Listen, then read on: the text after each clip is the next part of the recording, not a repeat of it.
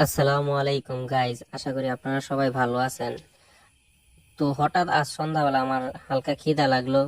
তো সন্ধ্যাবেলায় কি খামো খুঁজে পাইতাছিলাম না, তাই ফ্রিজ খুলে দেখলাম কিছু মাংস আছে। মাংসগুলারে নিয়ে ছোট ছোট পিস করে নিলাম, নিয়ে এগুলার ভিতরে দিয়া দিলাম 2 চা চামচ সয়া সস, তারপরে দিয়া লবণ দিয়া দিলাম পরিমাণ মতো, আদা রসুনের পেস্ট দিয়া দিলাম। তো আদা রসুনের পেস্ট দেওয়ার পরে হালকা হলুদ মরিচও দিলাম। হলুদ মরিচ তো দেওয়াই লাগে, তো এটা কালারের জন্য দিলাম, আর এমনি স্বাদও ভালো রাখে হলুদ মরিচে। তো দিলাম, দিয়া এর মাখা জাখা কইরা সুন্দর করে মাইখা, তারপরে মাইখা আপনারা চাইলে 10 মিনিটের লেগে রেস্টে দিতে পারেন, বা বেশি খিদা লাগিয়া থাকলে সাথে সাথে বাইজা লাইবেন, কোনো সমস্যা নাই। তারপরে মনে করেন কি এটা রেস্টে রাখলাম আমি 10 মিনিট, রাইখা বাজতে বসাই দিলাম।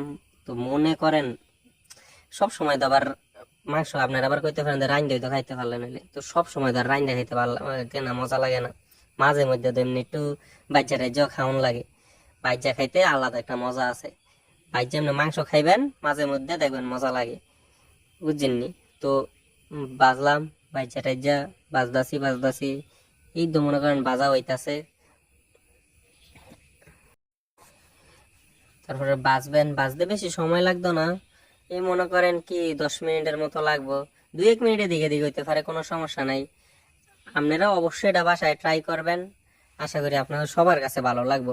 আপনারা এটা বাজ্যা টাজ্যা ক্রিস্পি কইরা তারপরে খাইবেন, আশা করি আপনাদের কাছেও ভালো লাগবে।